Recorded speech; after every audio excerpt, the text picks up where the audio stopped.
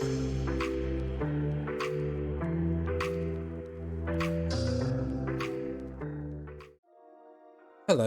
it's me, French Ted, and we are here for episode number 9 of our ECW, Rebooking ECW series.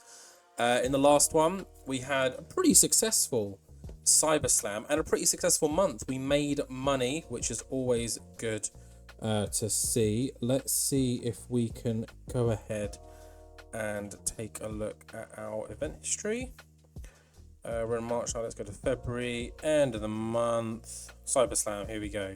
So yeah, pretty good showing here. Feel free to pause, although I'm assuming you saw what happened in the last one. We had the debut of Chainsaw Dudley, and yeah, we had got a nice retain from Jerry Lynn, and we've got number 1 contenders in the Pitbulls, and a great win for Shane Douglas when it was Lance Storm that won the fan vote. So yeah, feel free to scroll, have a look at all of this, but it is all in the last episode. Not much to report on since then, so without wasting any more time, let's just dive straight into the first show of today's episode, Hardcore TV. Okay, and here we are for the opening segment of the first one, and it's a long one. There's a lot of stuff going on here, as you can see. So I'm just going to dive straight into it, but a nice 75 overall from this. So we've got Shane Douglas kicking off the show, and Joey Styles also has an update on Taz. But let's dive straight into this promo. But first, actually, wait, I can't see it on my screen, but I've just remembered we have got our question of the week. You guys can already see it. This week's question is, who is your least favourite wrestler? Not necessarily someone you hate, but just someone that you can't get on board with, that doesn't click with you. I've got a couple that I just like... I try, and I just can't really get into them. One of them is Eddie Kingston. I don't get it. Maybe I feel like I needed to have seen his earlier work to kind of get the whole shtick, but I just don't think he's that great. I just don't get it. But if we're looking into WWE, I think the two that stand out for me are Grayson Waller and Austin Theory. Again, I just don't get the appeal. Grayson Waller seems to be everywhere. He's got his own little chat show thing that pops up at every other pay-per-view. Yeah, I just don't get it. It's just, there's no specific reason. It's not like I don't like, how he looks or anything like that. I'm just not interested. I'm not on board. Yeah, I'm not going to spend too much time on that. But yeah, I'd say those three probably stand out the most for me. So yeah, let me know in the comment section below. What wrestler just doesn't click with you? Like who would you say is bottom of your pile? But yeah, while you're doing that, I'll crack on with this very lengthy segment. So Joey Styles opens the show on commentary, reflecting on all the events that happened at CyberSlam, and he has some news for us. Ladies and gentlemen, welcome to another electrifying edition of ECW Hardcore TV. But before we kick off things tonight, I do have an announcement to make. Unfortunately, it seems that Taz, the human suplex machine, is nowhere to be found since the chaos that ensued at CyberSlam. He's a no-show tonight and has not been heard from anyone since he left the arena last week. We don't have any concrete information on his whereabouts at this time, but rest assured, we'll keep you updated as that situation unfolds.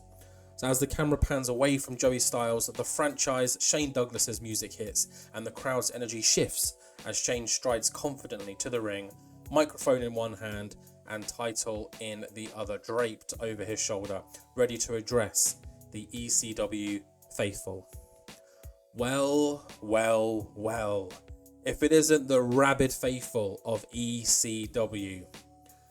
Folks, there's a reason they call me the franchise. It's not just a catchy nickname, it's a legacy. A legacy that I've built on blood, sweat and tears that I shed in this very ring every single time that bell rings. And unlike some people signed to this company, I bleed ECW. Trust me when I say this, I can make it anywhere, but I choose to live and breathe this promotion because ECW is my home. And at the end of the day, it's my family. Enough about me though. Let's talk about that coward, Taz. Taz, you call yourself the human suplex machine. You think you're dangerous, someone to be feared. But all I see as a little man with a big mouth. You had the audacity to attack our fearless leader, Paul Heyman, at CyberSlam, and now you're nowhere to be found.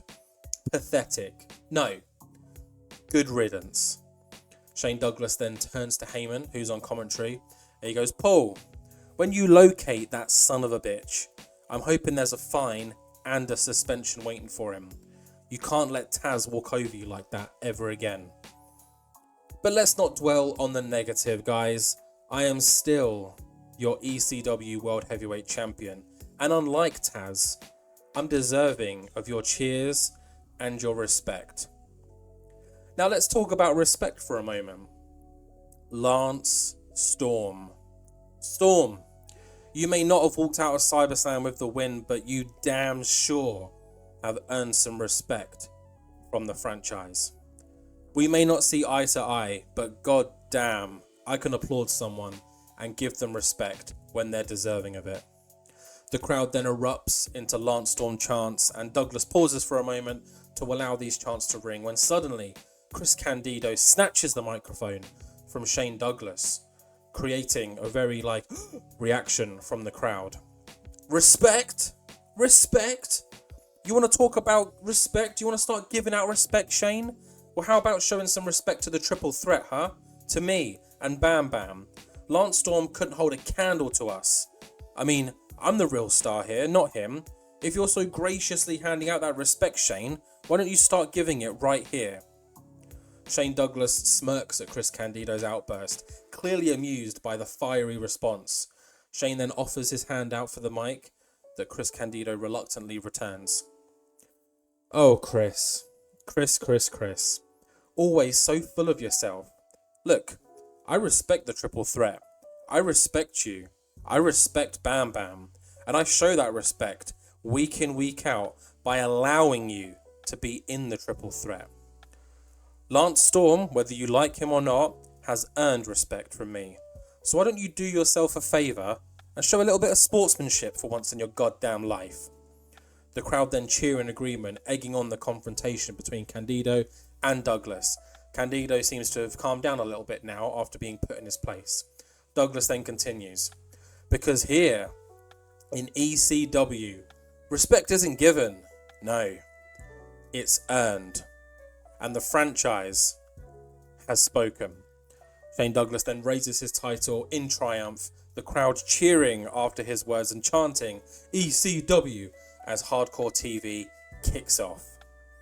So yeah, lovely little promo here. Shane Douglas, showing a more face side to him, I guess. He's still clearly a heel, but giving respect to Lance Storm, someone who maybe didn't deserve to be in the title scene, but he definitely proved his worth. And Shane Douglas, real recognizes real, I guess. But of course, Candido's not happy about that. So there's a little fire in his belly at the moment.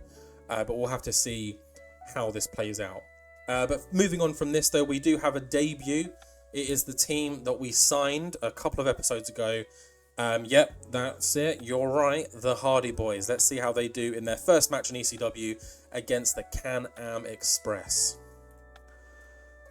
And, not a bad match, to be honest. Jeff Hardy and Matt, they got great tag team bonus matches. Jeff Hardy's got crazy good star power, apparently.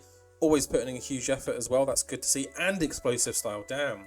Jeff Hardy seems to be, a little gem. Not that we didn't know that already. But yeah, in a pretty good match, 11 minutes long, Jeff Hardy and Matt Hardy get the win. 88 crowd reaction from the crowd. 3-star match, which is a 77 and a 70 overall. So yeah, pretty good match. Doug Furness and Phil LaFon jobbing out to the new tag team in ECW. Very excited to see more from both these guys, and a nice little popularity jump for the both of them as well. We do head backstage after this match, where Chainsaw Dudley is still causing one hell of a ruckus.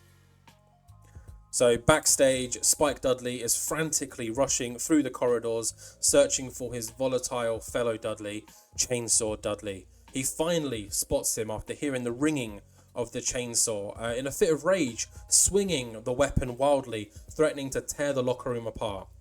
Chainsaw, calm down, man, what you doing? Chainsaw Dudley's whirling around, his eyes wild with fury as he brandishes the chainsaw menacingly. its roaring engine adding to this wild atmosphere.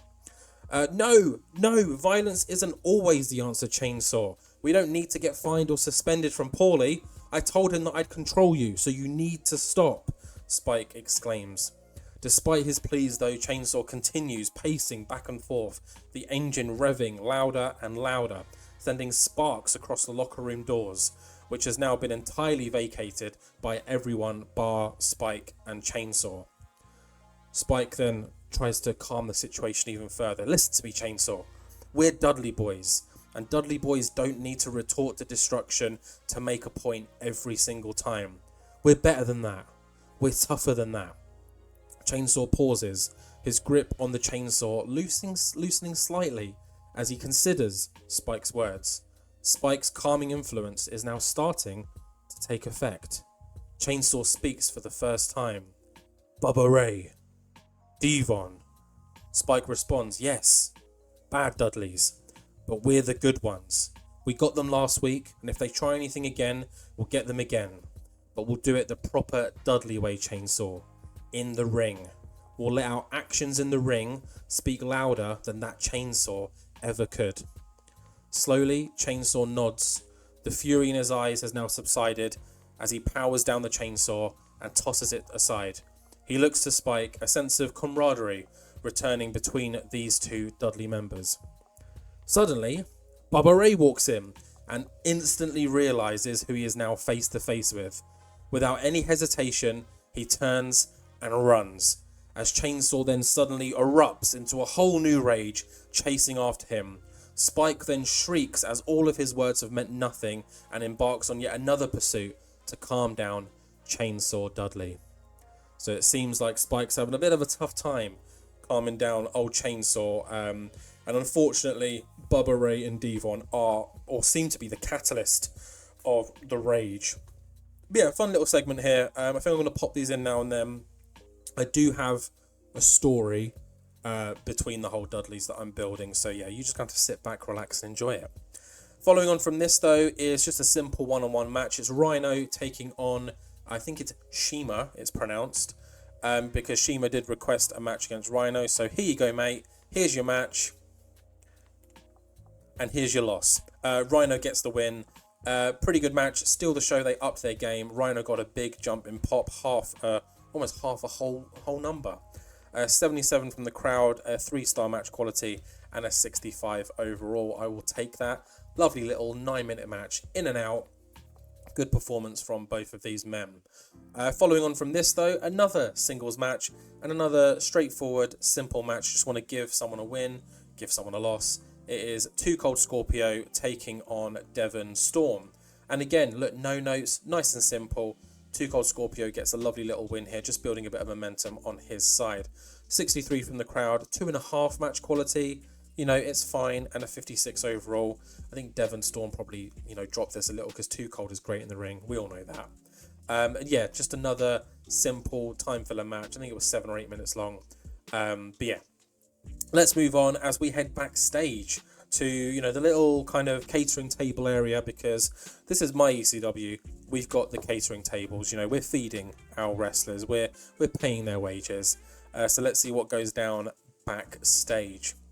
And it is Mikey Whipwreck and John Kronus, as Mikey wants to have a little chat with Kronus about potentially becoming teammates. So Mikey stands near the catering table with a determined expression on his face as he scans the room looking for Kronus. Spotting him from across the room, Mikey strides over, a little plate of, some veggies or whatever, and he taps him on the shoulder to get his attention. Hey Kronus, mind if I have a word? John Kronus turns to face Mikey and says, sure, what's up? Mikey then says, look Kronus, I heard what you said at CyberSlam, and you know what? I think we can make one hell of a team. Kronus then raises an eyebrow in intrigue at Mikey's proposal. Maybe I can't immediately fill the shoes that Perry Saturn left, but Kronus, you're one of the most electrifying guys in ECW, and me? Well, I may not be the biggest guy in the locker room, but I've got heart, determination, and a mean right hook. So what do you say? Kronus chuckles for a moment, nodding in agreement as he considers Mikey's offer. You know what, Mikey? I think you might be onto something. Let's give this a go, as they kind of high-five, shake hands, do the thing. Joey Styles on commentary then confirms that next week, so in this episode, we will have John Kronus and Mikey Whipwreck team up in tag team action of what could be a first glimpse at the new Eliminators. So yeah, could this be the new Eliminators? We'll have to find out in the next show. But the main event is coming. It is next. And it is Just Incredible taking on Al Snow. So Just Incredible wants a little bit of revenge on Al Snow because, of course, Credible did not win the TV title at CyberSlam. Jerry Lynn got the win after pinning Al Snow. So Credible kind of blames Snow for this and says if it wasn't for him, I would be champion right now in a one-on-one match. So Credible wants a piece of Al Snow. So let's see what goes down in that match. And yeah, not a bad match. An 83% from the crowd, 2.5% match quality. It's fine. And a 66 overall. But we can see there was a lot of interference in this one. Just Incredible with the win, of course, but that is with the help of Chastity, Jason, and the Hardy Boyz, Matt and Jeff. So it seems like Just Incredible, he said last week, I'm not leaving it up to Lady Luck anymore. I'm taking things into my own hands. What's he been doing? He's been doing a little bit of recruiting. So yeah, Credible gets the win with, of course, a whole heap of help. And post-match, he has got something to say. So let's just dive straight into that. Just Incredible unveils Enigma to the ECW faithful. As Al Snow lays motionless in the ring, a victim of the brutal assault by the debuting Hardy Boyz Matt and Jeff and Jason, Just Incredible stands tall over his body, microphone in hand, flanked by his new allies. Soaking in all the boos and cheers from the crowd, Just Incredible speaks. Feast your eyes on the dawn of a new era in ECW. Behold, the force that will reshape this promotion in our image. The camera then pans to each person stood beside Just Incredible, starting with Jason, oozing arrogance. Next, it focuses on the Hardy Boyz, Matt and Jeff, their bodies pulsating with energy, ready to unleash chaos at any moment. And then finally, it lands on Chastity, who exudes, an aura of mystique. I don't know. I wrote that and was like, really? Either way, Just Incredible continues. Allow me to introduce and reintroduce the architects of this new era.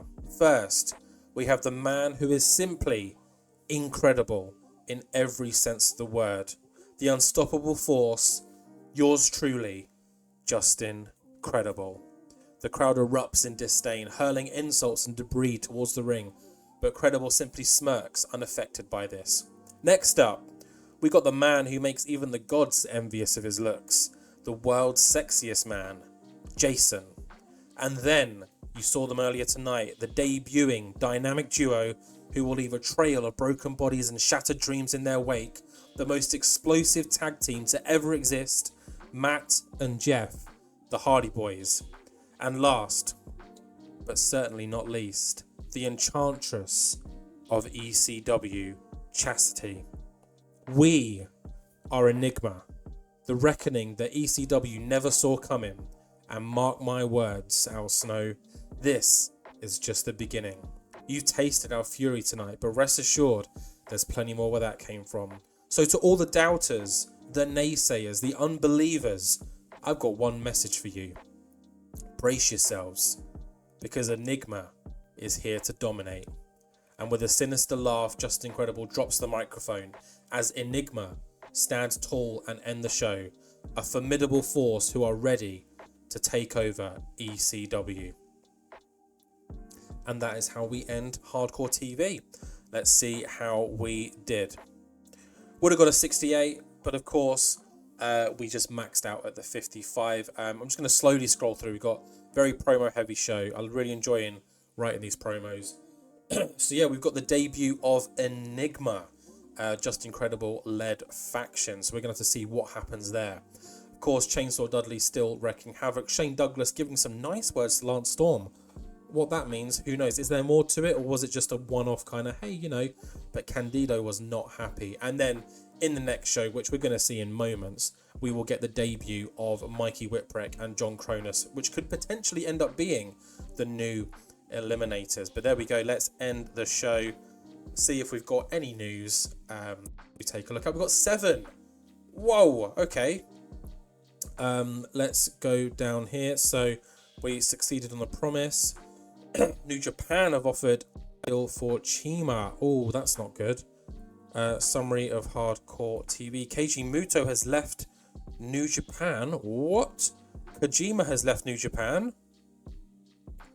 Masahiro Chono has left New Japan. Well, hold on a second. New Japan have made a contract for Togi Makabe. Oh no! Hold on. We're gonna need to. Hold on. Let's go to Chima first. Renegotiate. They're offering 12,000. No. I think we're just gonna have to sack him off. Yeah. Well, we fulfilled his promise and now he's leaving. So that's annoying. I did actually sign Magnum Tokyo, who was gonna become a tag team partner with Chima, but hey ho, I guess that's not happening anymore. But going back to the office, we've got all these people. So Nagata has left. That's old man Nagata. So he's now unemployed. Is that the same for Kojima as well? Because I will bring Kojima in. And then, of course, you've got Keiji Muto. Why are all these people leaving? Oh, there's a load of people that have just left. Tenzan. Why? What? Chono. Oh my goodness. Literally everyone. What's happened to New Japan? What? That's insane. Oh yeah, here we go. Forced to make tough financial decisions. To release several wrestlers and staff members. Wow. Okay, well we need to do something about that now. Hold on. Let's go to who is shortlisted. So hireable and shortlisted. Let's just sort by marketability. I mean, Keiji Muto, Masahiro Chono. Oh my god. I mean, they're in their prime as well. 34, 35. Makabe, he's going to end up going to New Japan. We know he will. Kojima. I mean, Kojima's a star. We've got to bring Kojima in. My goodness. And then, of course, there's a whole host more. Hold on. If we... let's get rid of shortlisted. Let's go... works for no promotion. Can we go nationality? Based in country. We just go Japan. Oh, okay. What's wrong? Hireable. Works for no promotion. Wait, that should work then, shouldn't it? They're not in. So there's no one based in Japan, yeah? Is that what you're telling me, yeah? Based in Asia. Oh, let's try that then. Based in continent Asia. There we go. Okay, and then we'll sort by marketability. I mean, all these people. Muto, Chono, Tenzan, Nagata, Saito. I mean, he's a beast. Kojima. Oh, we're going to have a field day. I mean, that's old man Suzuki. I mean, if I bring these guys in, I'm going to want to, for example, Nagata. That's Nagata of pretty much now. We're going to have to find a young Nagata picture. That's a young Kojima. I do want Kojima. I love Kojima. 30,000 he would cost. Let's do a 1-year deal. Heel? I think he'd come in as a face, no? Yeah. I don't know what to do for his thing though. Is there classic face? There's not a bread gimmick, is there? Let's just go see. That's the thing they need to add. They need to add a search function here. Classic heel. There's no classic face. That would be old school face, I'm guessing. H J L M N. Jesus Christ. Old school face. There we go. Make offer. Cool. So we've got Kojima. I mean, the rest of these guys, he's shortlisted. I mean, why wouldn't we want them? Let's be honest. Chono would be awesome. But I don't want to just bring them in for the sake of it. Do you know what I mean? Kojima, I think I'll use. He'll be fun to use. Nagata would be quite fun. He's 29 as well. I'll bring Nagata in. I haven't got any plans for him for the next few weeks, but at least we've got him on the books. There's a chance that he'll... Oh, he's main event as well. There's a chance that he'll end up leaving. His PPA is 8,000 though. Jesus Christ. We'll give it a go. We'll bring in those two. We're not going to go crazy. If we had a women's division, Emi Sakura, Aja Kong, got some really good female wrestlers here, but we don't. So yeah, we'll leave it at that. But yeah, let's stop here. I'll proceed to the end of the week. If anything pops up, I'll let you know. Other than that, I will see you guys at Hardcore TV.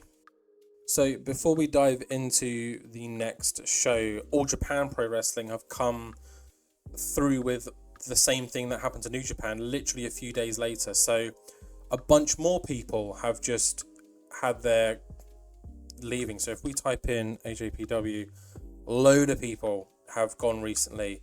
Like John Laurinaitis, if we want to bring him in, we can. Steve Williams, who was on our shortlist, has gone. Takayama, I'd love to bring Takayama in. Ishii, who was on our shortlist, is now available again. Yeah, we got all these names. Like Jun Akiyama is available. Like, what is this? Rossi Ogawa, there's the guy who previously owned Stardom. Yeah, a load of people now available.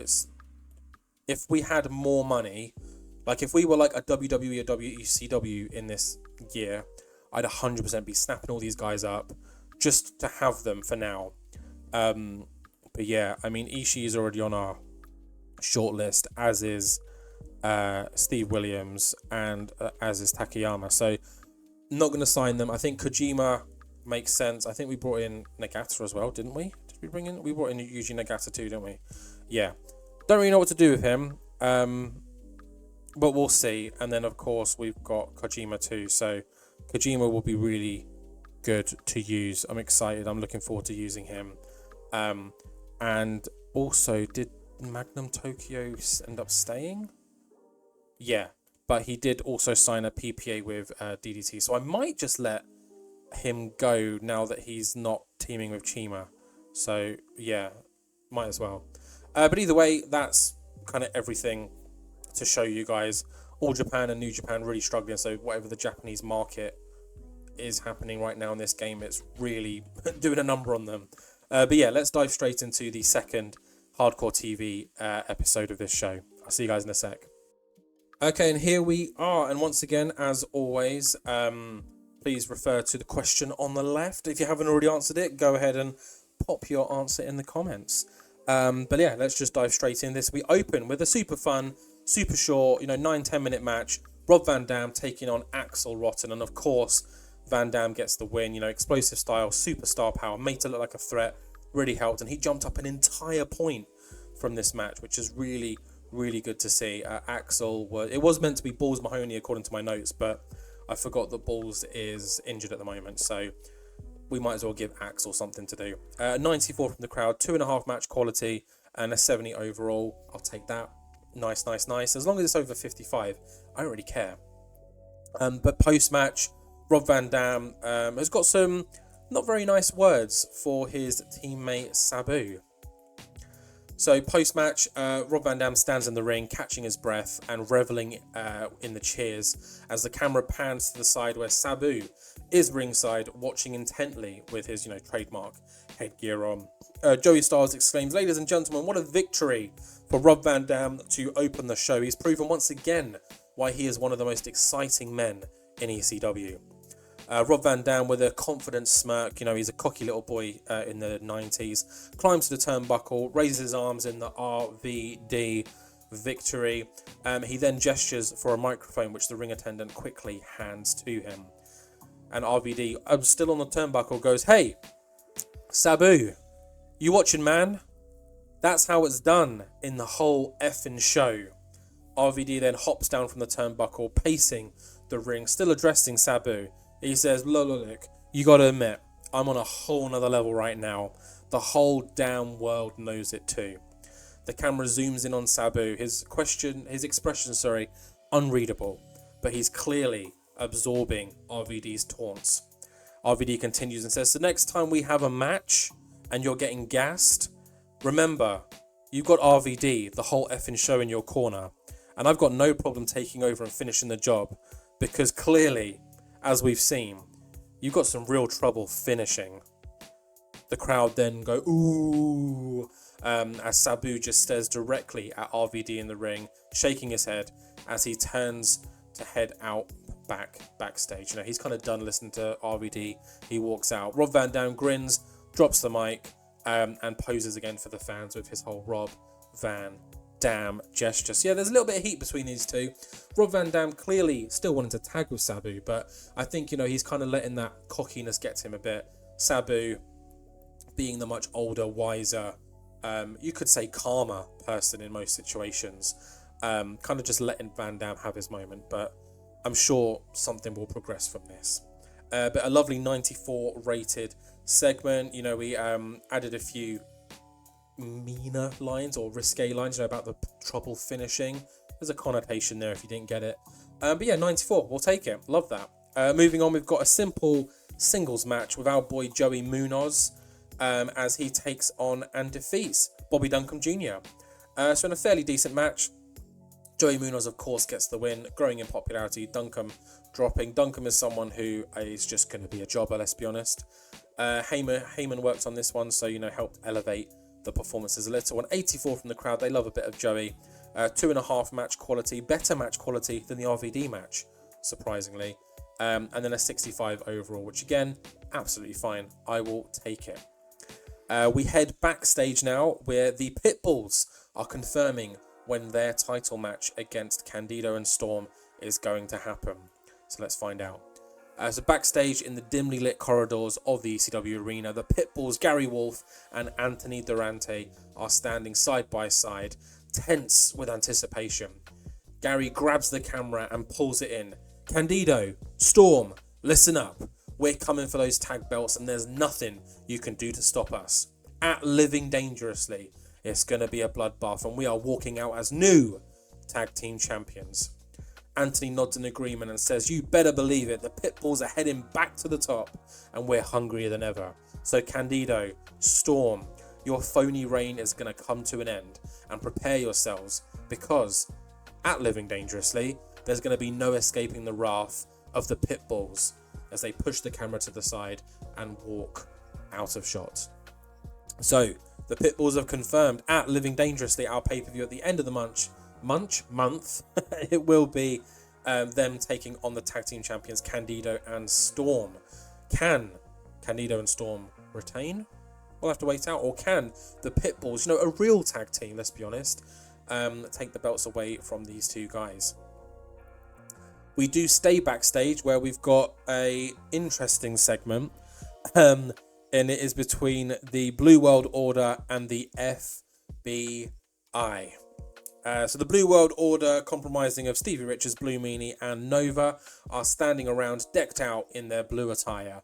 Across from them, in the same corridor, are the full-blooded Italians, Little Guido, Tracy Smothers and Tommy Rich, looking tough and ready for action. Stevie Richards struts towards Guido and co and goes, well, if it isn't the FBI, the full-blooded idiots. They all break out in laughter. Tracy Smothers then raises a brow and says, hey, watch your mouth, boy. You're messing with the real tough guys now. Blue Meanie then interjects and says, tough guys? More like the full-bellied incompetents. Little Guido then jumps in and says, you think you're funny, huh? Well, more like the blue jabroni order. Nova then decides it's time for him to chime in and says, hey, at least we've got charisma. What's your gimmick? Pizza delivery boy? The Blue World Order members then burst into laughter, while the FBI are looking increasingly agitated. Tommy Rich then pushes through the crowd and says, y'all just a bunch of clowns. We're the real men of ECW, so you better watch your mouth. Stevie Richards then smirks and says, oh yeah? Well, why don't we just settle this in the ring then, huh? BWO versus FBI tonight in the main event. Tracy Smothers then lunges forward and says, you're on, Blue Boy, but after we're done with you, you'll be seeing stars. Blue Meanie then chuckles to himself and says, oh no, we'll just be seeing blue. And that's all you'll remember. Your moves are slower than a Sunday morning in Sicily. Lil Guido then spits, yeah, well, you're as useless as a broken spaghetti noodle, Meanie. This'll be a piece of cake. Nova then jumps back in, defending his blue bestie, and says the only thing full-blooded about you guys is all that marinara sauce on your shirt. The tension rises between the two teams as Guido quickly double checks his shirt for stains as the insults continue to fly back and forth, each team trying to outdo each other with witty jabs and sarcasm. Tommy Rich then bellows over everyone in an attempt to shut the bickering down. You clowns just better watch out, okay? We're going to make you wish you were back in kindergarten playing with your crayons. Stevie then closes the segment with one last jab and says, "Oh, I'm shaking in my blue boots. You guys couldn't wrestle your way out of a paper bag. We'll see you later." FBI, they then push through, BWO, then push through FBI, and Smothers gets one last jab in and says, "We'll see who's laughing after we're done with you, meanie. You're dead meat." The FBI then disappear off screen as Nova, Stevie and Meanie form a little blue huddle. Nova then says, "Get ready, fellas. The Blue World Order are heading to the main event of Hardcore TV, and we're about to paint the town blue."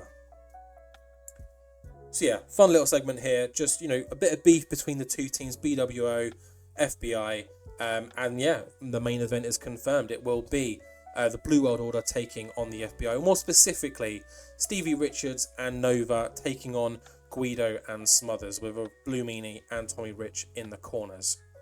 But yeah, super fun. I had a lot of fun booking that little promo, so hope you guys enjoyed it. My throat is dry. I wish I had a drink. But we stay backstage again. We've got one more backstage. So actually, no, it's not the last segment we've got, but we've got another one, and it is between Chris Candido and Lance Storm. Chris Candido's pacing near a row of lockers. Lance Storm, his World Tag Team Championship partner, is nearby checking out his gear, making sure it's all there, when Candido approaches him aggressively. "Storm, we need to have a little chat." Lance Storm then looks up, slightly surprised that Candido even wants to talk to him. Candido continues, "Look, I'm going to cut right to it. I don't like you, but we're stuck as partners, so here's the deal for what's coming up for that title defense.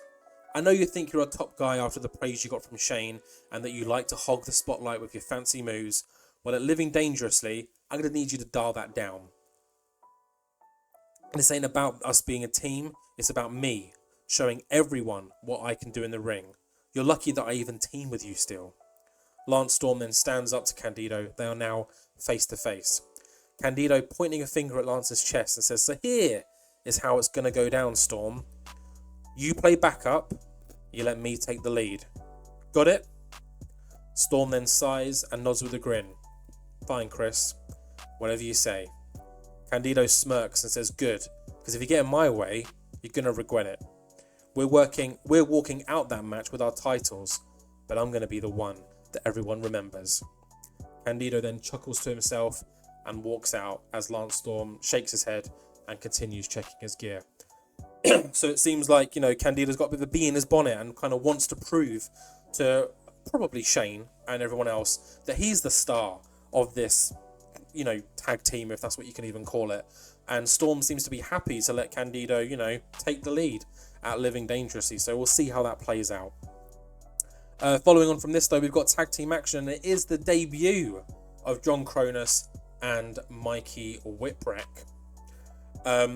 Let's see if they end up becoming the new Eliminators, or if they can even get the win. We can't assume they're going to win, as they take on Danny Doring and Roadkill. And in, not a bad match, 70 overall, 3-star match quality and a 60 final score. It is the team of John Kronus and Mikey Whipwreck that get the win. Great win here. Mikey Whipwreck, celebrating. He's happy. He said let's team together. They get the win over, a fairly established tag team as well. And post-match, we're not going to spend too much time here.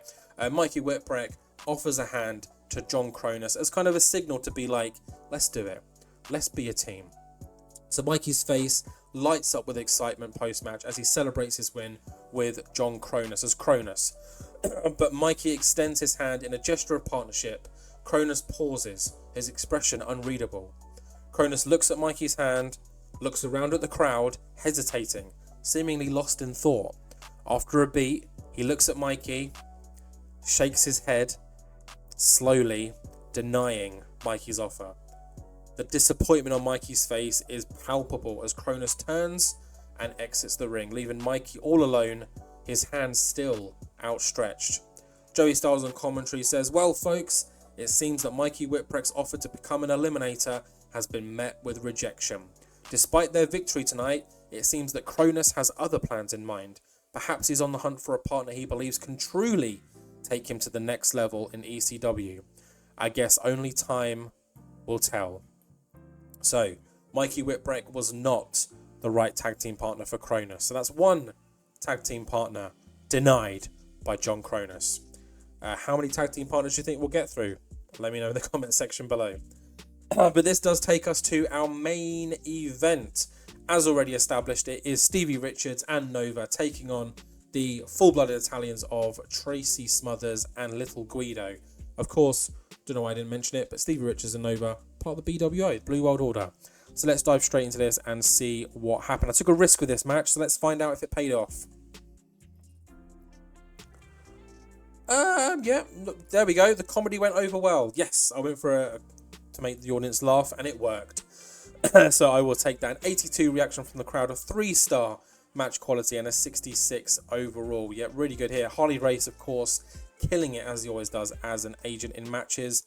Richards and Nova got a jump in pop. Guido drops a little, which is annoying. Guido's probably the one of the FBI I'd rather didn't.